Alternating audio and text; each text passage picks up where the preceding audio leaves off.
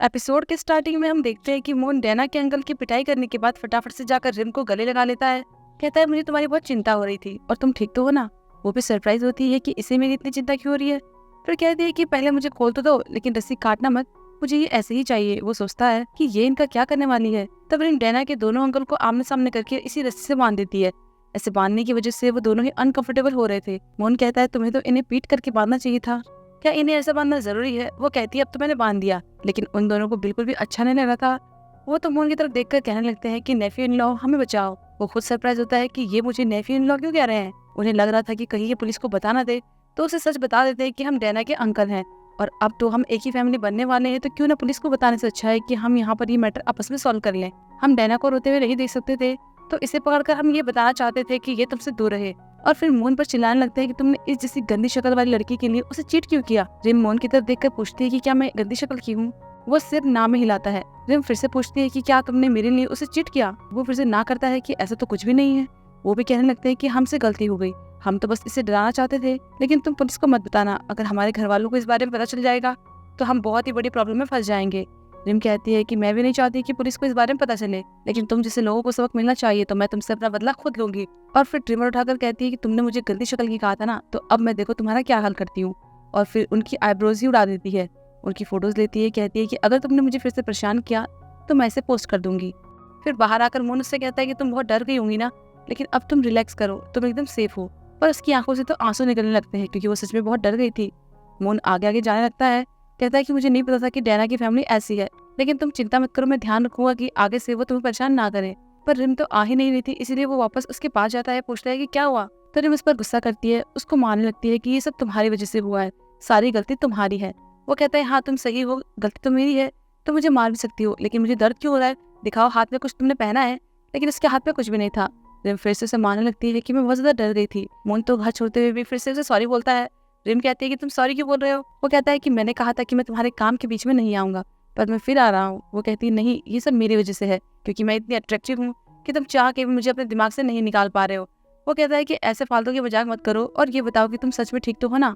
वो कहती है मैं ठीक हूँ, पर तुम ये बताओ कि तुमने मुझे इतनी जल्दी कैसे ढूंढ लिया। वो कहता है कि मैं ऐसे सिचुएशन के लिए हमेशा पहले से तैयार रहता हूँ, मेरी अम्ब्रेला हमेशा मेरे साथ रहती है। वो कहती है कि ऐसा क्यों, कि तुम कभी किडनैप हुए थे। तो वो कहता है कि हाँ, मैंने जिस पर सबसे ज्यादा भरोसा किया मेरी नैनी, उन्होंने मेरा किडनैप किया था। मैंने अपनी लाइफ में सारी इंपॉर्टेंट औरतों से धोखा खाया है, लेकिन इस अम्ब्रेला की वजह से मैं भाग गया, क्योंकि मैंने इसे वेपन और शील्ड की तरह यूज किया। रिम कहती है कि मुझे आज पता चला कि ये अम्ब्रेला ये काम भी कर सकती है। वो कहता है कि और नहीं तो क्या, और तुम्हें भी ऐसा ही कुछ अपने पास रखना चाहिए, क्योंकि कोई भी भरोसे लायक नहीं होता है। वो कहती है कि नहीं, मुझे इसकी जरूरत नहीं है, क्योंकि मुझे जब इसकी जरूरत थी तो ना अम्ब्रेला काम आई, ना मेरा पेपर स्प्रे, मुझे तो तुमने बचाया। ये सुनकर तो मोहन भी उसे देखने लग जाता है। इतने में रिम का घर आ गया था, तो मोहन उसे ड्रॉप करने लगता है। रिम भी उसे बाय करती जा रही थी, तो वो उसे रोकता है और कुछ कहने वाला होता है, लेकिन ये कह देता है कि घर सेफली पहुंच जाना। रिम के जाने के बाद वापस कार में आकर सोचने लगता है कि ये मुझे क्या हो रहा है। मेरी फीलिंग्स तो रिम के लिए दिन पर दिन स्ट्रांग होती जा रही है, क्या मुझे अपनी फीलिंग्स के बारे में उसे बता देना चाहिए। और फिर रिलैक्स फील करने के लिए रेडियो ऑन करता है, लेकिन रेडियो पर भी बताया जा रहा था कि अगर तुम किसी लड़की को लाइक करते हो पर उसे बता नहीं सकते, तो तुम बहुत ही डरपोक इंसान हो। ये सुनते ही वो रेडियो ऑफ कर देता है और तुरंत ही घर के लिए निकल जाता है। और उधर रिम घर के रास्ते में थी, सोच रही थी कि जिस तरह से उसने मुझे बचाया, उससे तो ये लग रहा है कि उसे मेरी बहुत चिंता है, वो मुझे लाइक करता है, पर उसने बताया क्यों नहीं। शायद मैं उसके स्टैंडर्ड की नहीं हूँ, और शायद यही वजह है कि वो मुझे एक्सेप्ट नहीं कर पा रहा है। फिर अपना घर देखकर कहती है कि मैं तो चाहती हूँ कि मैं किसी ऐसे इंसान से मिलूं जो मुझे लाइक करता हो और मेरी हैसियत देखकर ही मुझे अपनाए। फिर जब वो घर पहुंचती है तो सब परेशान दिख रहे थे। तब वाजिन उससे पूछती है कि क्या तुमने नामों से पैसे लिए थे, और क्या वो पैसे लेकर तुमने उसे ये बताया कि सुजन को क्या क्या पसंद है। रिम को भी कुछ समझ नहीं आता कि इन्हें कैसे पता चला। तब सुजन बताती है कि मैंने उसे किसी दूसरी लड़की के साथ पकड़ा, उसे बस जल्दी से किसी डॉक्टर से शादी करनी थी। वो ज्यादा कुछ बोल नहीं पाती क्योंकि उसका दिल जो टूट गया था, इसीलिए अपने रूम में चली जाती है। तब वाजिन कहती है कि सब तुम्हारी वजह से हुआ है, तुम्हारे कहने पर ही उसने मॉम के साथ अच्छी बॉन्डिंग बनाई, हमें धोखा दिया। वो कहती है कि मुझे तो वो अच्छा इंसान लगा था, इसलिए मैंने उस पर भरोसा कर लिया। वाजिन कहने लगती है कि हाँ, तभी तो तुमने पैसे के लिए अपनी बहन को बेच दिया, तुम बहुत ही सेल्फिश हो और हमेशा अपने बारे में सोचती हो। रिम कहने लगती है कि क्या तुम्हें सच में ऐसा लगता है, क्या तुम मेरे बारे में ये सब सोचती हो। उनके बीच बहस होने लगती है, तो मॉम उन्हें रोकने की कोशिश करती है कि इससे कुछ मत कहो, ये मेरी गलती है। तब वाजिन कहने लगती है कि मॉम आप इसकी साइड क्यों ले रही हो, अगर ये हमें अपनी फैमिली समझती ना, तो उस जैसे इंसान को यहाँ आने ही नहीं देती। तब गुस्से में रिम भी कहती है कि पहले तुम बताओ कि तुमने मुझे कभी अपनी फैमिली माना। तुमने कभी माना ही नहीं, क्योंकि मैं तुम्हारी रियल फैमिली नहीं हूँ। वाजिन भी गुस्से में कहती है कि तुम क्या बकवास कर रही हो, क्या चाहती हो कि मैं तुम्हें अभी पीटूं। वो कहती है हाँ, तुमने हमेशा से यही तो किया है, मैं सही हूँ या गलत, तुमने हमेशा मुझे गलत बताया है। वाजिन कहती है कि तुम पागल हो गई हो, गलती तुम्हारी है तो तुम्हें सॉरी कहना चाहिए। वो कहती है हाँ क्यों नहीं, मेरी ही गलती है तो मैं माफी मांगती हूँ। इस फैमिली का मेंबर बनने के लिए भी मुझे माफ करना नहीं, मुझे तो पैदा होने के लिए सॉरी बोलना चाहिए। पता नहीं मैं इस दुनिया में क्यों आई। तब मॉम कहती है कि मेरी परवरिश करने में गलती हो गई। वो कहती है हाँ इसके लिए भी मुझे ही माफ कर दो। इस पर तो वाजिन उसे जोर का थप्पड़ मार देती है। कहती है कि हमने तुम्हें पाला और तुम हम पर बरस रही हो, अगर तुम्हें ये सब करना है तो यहाँ से निकल जाओ। तब मॉम उसे रोकने लगती है कि रुको अब बस बहुत हो गया। रिम कहती है कि तुम्हारा थैंक्स, अच्छा किया जो तुमने मुझे थप्पड़ मार के मुझे जगा दिया, मैं समझ गई हूँ कि मुझे अब क्या करना है। और दूसरी तरफ मून डैना से मिलने जाता है। कहता है कि तुम्हारे प्यारे अंकल ने आज किसी का किडनैप किया था। अब डैना को तो कुछ पता नहीं था, तो कहती है कि क्या मतलब। वो कहता है कि अब भोली मत बनो, तुमने ही उन्हें रिम को किडनैप करने को भेजा था ना। तो वो कह देती है कि हाँ मैंने ही कहा था, वो हमारे बीच में आ रही थी, तो अब तुमने देख लिया था कि मुझे अपसेट करोगे तो क्या होगा। मून कहता है कि इस बार तो तुमने ऐसा कर लिया, लेकिन अगर आगे से रिम को परेशान किया तो तुम्हारे लिए अच्छा नहीं होगा। वो भी कहने लगती है कि क्यों, तुम क्या करोगे। तो वो कहता है कि तुम तो मेरे गुस्से को अच्छे से जानती हो, अगर लाइन क्रॉस की तो मैं तुम्हारे साथ अपना रिश्ता खत्म कर दूंगा, और चला जाता है। फिर हम रिम को देखते हैं, वो आधी रात में ही घर छोड़कर जा रही थी और खुद से कह रही थी कि चाहे मुझे ठंड में क्यों ना मरना पड़े, अब मैं अकेली रहूंगी, जमीन में सोना पड़े पर मैं सब कुछ मैनेज कर लूंगी। और वहाँ डैना के दोनों अंकल डरते हुए इसके पास आते हैं। तब उनकी आईब्रोज देखकर डैना कहती है कि तुम तो बालों वाले कैटरपिलर की तरह लग रहे हो। फिर गुस्से में उन्हें घूरते हुए कहने लगती है कि मैंने तुम्हें ब्रेड लाने को कहा था ना, लेकिन तुम लोग ब्रेड लाने के बजाय किसी को उठाने चले गए। तुम लोग आखिर कर क्या रहे थे। वो दोनों तो बहुत ज्यादा डर रहे थे। तब वो और भी जोर से चिल्लाकर कहती है कि मेरी ब्रेड कहाँ है। तो वो फटाफट से उसे ब्रेड देते हैं, लेकिन वो किसी और शॉप की ब्रेड थी। इससे तो वो और भी ज्यादा गुस्सा हो जाती है और वो ब्रेड उनके मुंह पर फेंक कर मारती है। वो दोनों तो डर के मारे भाग जाते हैं।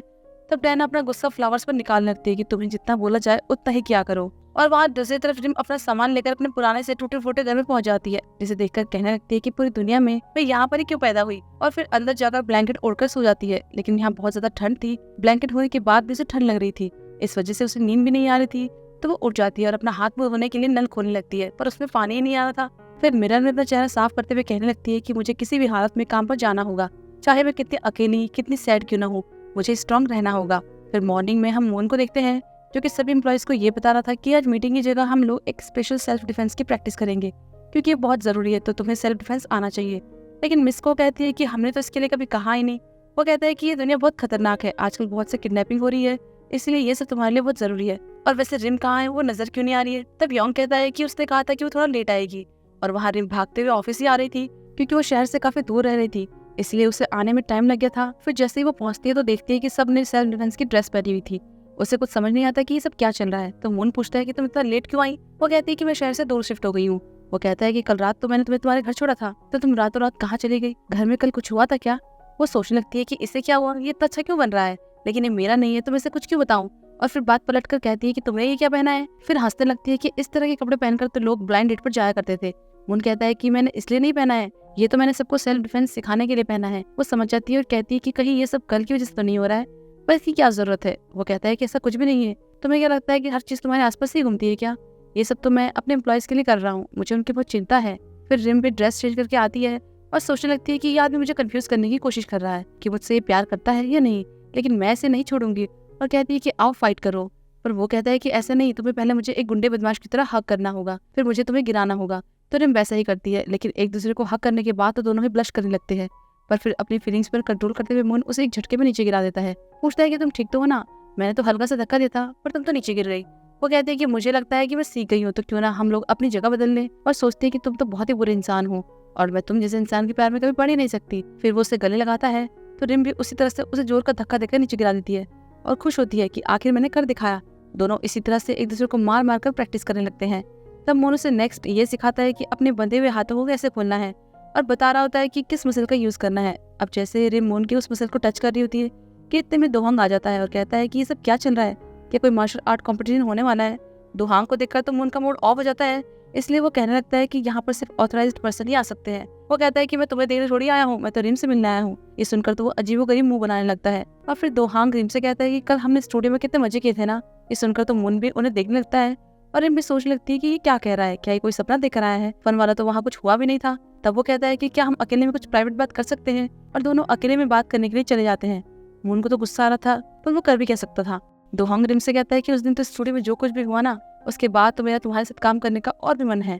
वो कहती है कि तुम अभी भी मेरे बारे में सोच रहे हो क्या, तुम चिंता मत करो, तुम्हारा सीक्रेट बस मेरे तक रहेगा, मैं किसी को भी इसके बारे में नहीं बताऊंगी। पर तुम्हें तो किसी अमीर लड़की को डेट करना चाहिए, तुम्हें तो बहुत सी लड़कियां मिल जाएंगी। वो कहता है कि हाँ मिल तो जाएंगी, पर तुम नहीं होंगी क्योंकि तुम सबसे अलग हो और तुम ही वो पहली लड़की हो जिसे मेरे बारे में सच पता चला, उसके बाद भी तुम्हें कोई फर्क नहीं पड़ा। वो कहती है कि तुम तो मुझे ठीक से जानते भी नहीं हो, तो फिर ये सब क्यों? वो कहता है तुम जैसी भी हो, पर मुझे खुद पर भरोसा है कि मैं तुम्हें प्यार कर सकता हूँ, इसलिए अब तुम्हें मेरा बनना होगा। और वो सीधा सीधा उसे प्रपोज कर देता है। फिर उसे अपनी वही मूवी की स्क्रिप्ट देकर कहता है कि तुम ये स्टूडियो में भूल गई थी, तो अब तुम मेरे पास आ जाना। बाहर मून उन दोनों के बारे में सोच रहा था कि क्या उन्होंने सच में स्टूडियो में फन किया, उन्होंने क्या किया होगा, और वो इमेजिन करने लगता है कि वो दोनों एक दूसरे के करीब आए होंगे और फिर उन्होंने किस कर दिया होगा। ये सोच सोचकर वो तो पागल हो रहा था और चिल्लाने लगता है कि मैंने क्या कर दिया, अब तो बहुत देर हो गई है। उसे बहुत ज्यादा रिग्रेट हो रहा था कि मैंने उसे अपनी फीलिंग्स क्यों नहीं बताई। और वहाँ दोहंग के जाने के बाद रिम कंफ्यूज हो रही थी कि मुझे अब क्या करना चाहिए। मून के मन में मेरे लिए फीलिंग्स तो है, पर वो खुलकर बता नहीं पा रहा है। और एक दोहांग है, उसने अपनी फीलिंग्स बताकर खुले हाथों से मुझे एक्सेप्ट कर लिया है, पर मैं अभी उसे लेकर पूरी तरह श्योर नहीं हूँ कि उसके दिमाग में क्या चल रहा है, तो मैं अब क्या करूँ।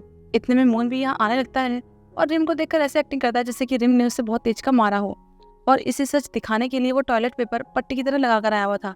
फिर रिम के पास आकर भी कहने लगता है कि तुमने मुझे इतनी जोर कर क्यों मारा, तुम खाली मारने की एक्टिंग भी तो कर सकती थी। अब रिम का तो पहले से ही मूड खराब हो रहा था, तो वो भी कहने लगती है कि अगर तुम ऐसे ही बकवास करते रहोगे ना, तो मैं इसी टॉयलेट पेपर से तुम्हारा गला दबा दूंगी और उसी पॉइंट पर फिर से मारूंगी। वो टॉयलेट पेपर निकाल कर कहता है कि ऐसे जैसे तुम मुझे डराती हो ना, और ये हाथ ऐसे ऐसे करके चलाती हो, तो ये दोहांग के सामने करना, मेरे सामने नहीं। वो कहने लगती है कि मैं उसके सामने क्यों करूँ, वो तो बहुत ही अच्छा और प्रेशियस है। वो कहता है कि तुम दोनों के बीच ऐसा भी क्या हुआ जो कि अचानक से वो तुम्हारे लिए इतना प्रेशियस हो गया। रिम कहती है कि हाँ, क्योंकि उसमें बात करने की मैनर है और वो इतना स्ट्रेट फॉरवर्ड है कि उसने मुझे आज डेट के लिए पूछा। वो एक रियल मैन है। ये सुनकर तो मून जल भुन जाता है और कहता है कि हाँ, रियल मैन, तुम्हें तो उससे बचकर रहना चाहिए, ऐसे लड़कों का कोई भरोसा नहीं है। अगर वो अपनी बात से पलट गया तो। तब वो एकदम से सैड सा फेस बनाकर कहती है कि हाँ, मुझे भी बस इसी बात की फिक्र है, क्योंकि मैं उसके लेवल की नहीं हूँ। तो वो कहने लगता है कि ऐसा कुछ भी नहीं है, लेवल जैसी चीजें कुछ नहीं होती है। रिम तो उसकी मन की फीलिंग को बाहर निकालना चाहती थी, तो कहने लगती है कि सब लड़के ऐसे ही होते हैं, जो लड़की उनके क्लास की नहीं होती ना, वो उसे एक्सेप्ट नहीं करते। क्या तुम भी ऐसे ही हो?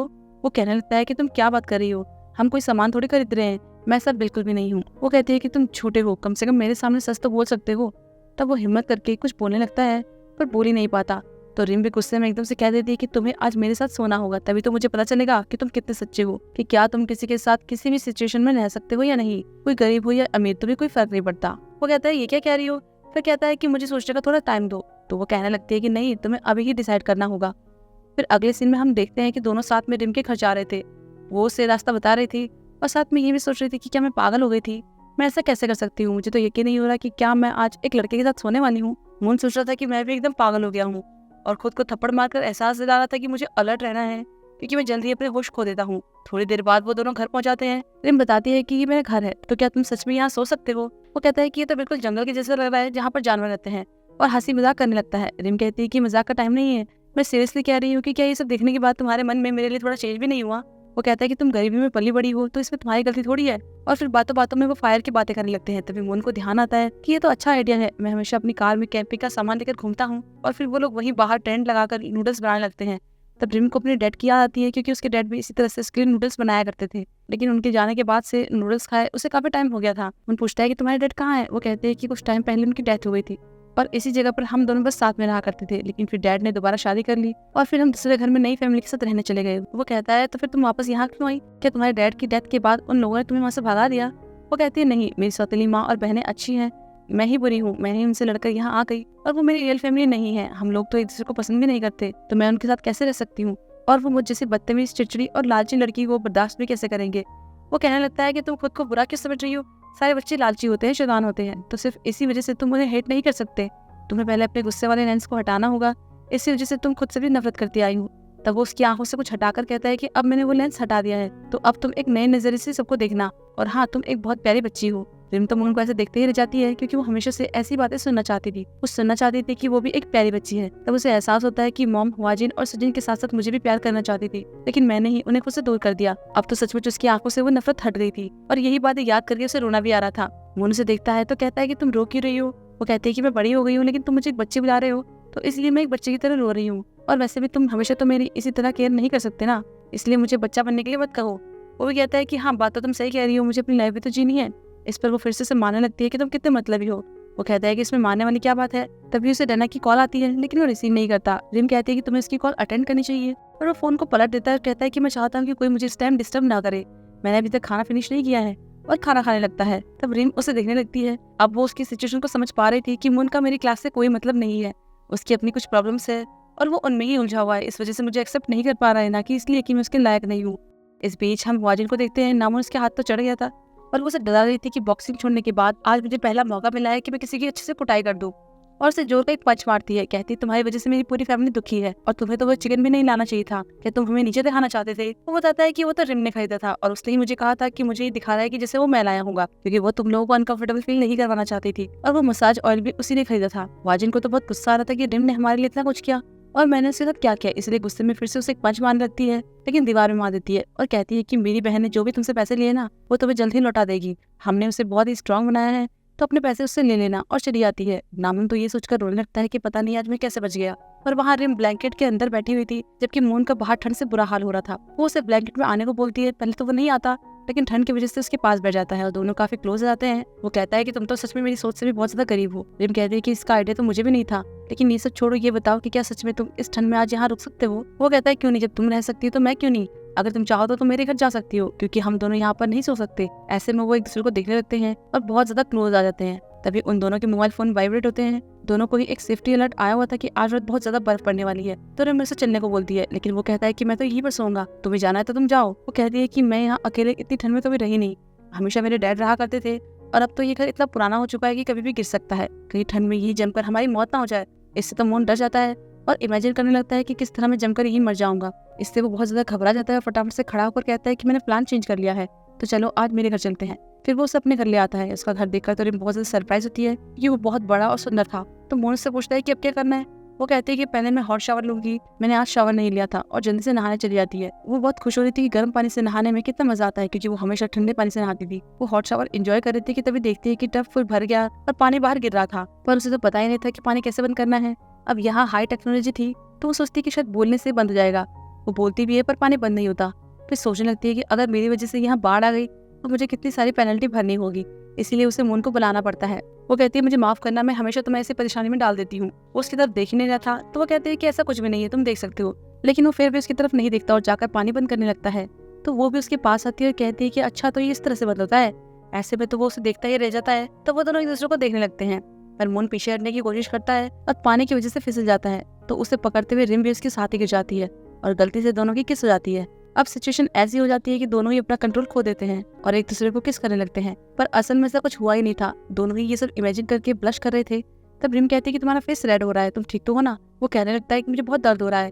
ये सुनकर वो फटाफट से उठ जाती है और मोन भी जल्दी से बाहर चला जाता है और फिर पानी पीकर खुद को एकदम शांत करने की कोशिश करता है कि मुझे कुछ भी ऐसा वैसा नहीं सोचना है, खुद पर कंट्रोल रखना है। तब रिम भी बाहर आती है तो उसे वाजिन की कॉल आती है। वो कहती है कि हमने थोड़ा चिकन मंगवाया है तो तुम आ जाओ, अगर तुम जल्दी नहीं आए तो ये खत्म हो जाएगा। वहीं पीछे से मोन भी देख रहा था और सोच रहा था कि इस टाइम इतना लेट इसे कौन कॉल कर रहा होगा, कहीं ये दोहां की कॉल तो नहीं है। और वहाँ घर पर वाजिन चिकन बना रही थी। वो अपनी माँ को खाने को देती है, पर रिम के बिना उनसे कुछ खाया नहीं जा रहा था। वो तो ये सोच रही थी कि पता नहीं मेरी बेटी ने कुछ खाया भी होगा नहीं। तो वाजिन बता देती कि मैंने उसे यहाँ हमारे साथ खाने के लिए बुलाया है। उसकी माँ बहुत खुश होती है और कहती है कि क्या वो सच में आ रही है, और फटाफट से किमची लाने के लिए चली जाती है। और उधर रिम ये सोच रही थी कि वाजिन ने मुझे इतनी रात को क्यों बुलाया है, आखिर क्या बात है। तो वो उनसे कहती है कि मुझे जाना पड़ेगा। वो कहता है कि क्यों, अचानक से क्यों। वो बताती नहीं है और ये कहती है कि आज तुमने मेरे लिए जो कुछ भी किया उसके लिए थैंक्स, तो मैं चलती हूँ, और जाने लगती है। अब मोन को तो ऐसा लग रहा था कि कहीं वो दोहां के पास तो नहीं जा रही, इसीलिए उसे रोकने के लिए उसकी बेल्ट खींच लेता है और कहता है कि मत जाओ, आज मेरे साथ रहो। तब रिम भी एकदम से अपने कपड़े पकड़ लेती है कि कहीं खुल ना जाए। यहाँ पर ये एपिसोड खत्म होता है। तो फिर हम जल्दी मिलते हैं अगले एपिसोड में।